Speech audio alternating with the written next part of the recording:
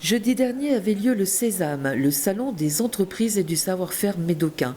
Encore une belle réussite cette année, avec plus de 80 exposants et 360 élèves du territoire concernés par l'orientation professionnelle. Nous avons aussi des pépites, des talents, de vraies compétences métiers qui se développent un peu plus sur cette presqu'île. On a aussi de vrais défis à relever, c'est pour ça qu'il y a le Sésame, c'est pour ça qu'on a ouvert à plus de 50 entreprises l'an dernier, à 81 cette année, parce qu'il y a des entreprises qui doivent montrer leur savoir-faire. On doit montrer que notre territoire est dynamique et qu'il regorge de métiers et de talents. Après l'Espar-Médoc, en 2022, c'est la commune de Sainte-Hélène qui accueillait le Sésame. On a été sollicité, on a répondu très très positivement et avec enthousiasme parce que les entreprises du Médoc, c'est aussi le dynamisme du territoire, c'est l'emploi, c'est l'attractivité et donc c'est important de les accompagner dans leur mise en valeur de leurs activités. L'emploi, la formation font partie des objectifs, ce qui pose question sur la mobilité qui était la thématique du Sésame 2023. Sur cette problématique du recrutement, l'un des premiers freins reste la mobilité. On a très peu de transports en commun sur le territoire. Alors on avait deux attitudes à avoir au niveau du club. C'est soit on sollicitait les politiques publiques pour que quelque chose se mette en place. La région a donné déjà une échéance qui est en 2030. Soit nous, au niveau des entreprises, on mettait en place quelque chose.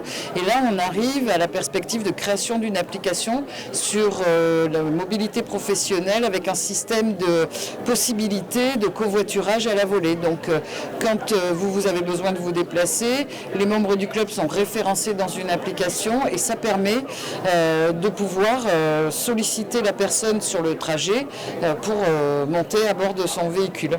C'est toutes les mobilités qu'il faut traiter en même temps. Mais pour cela, il faut que les communautés de communes travaillent ensemble, se structurent.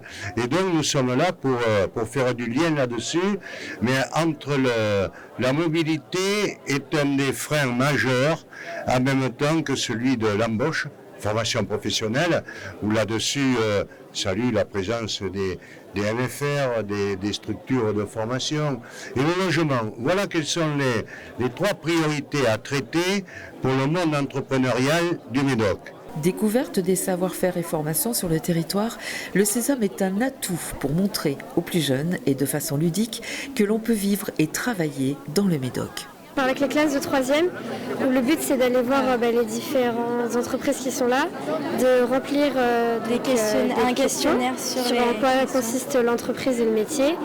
Et après du coup, c'est la personne qui est allée voir le plus d'entreprises, qui a le plus rempli de lignes, qui apparemment gagne quelque chose. On ne sait pas quoi. On est fiers de représenter le savoir-faire dans le Médoc. On aime transmettre nos compétences, notre savoir-faire aux jeunes. On le fait depuis de nombreuses années.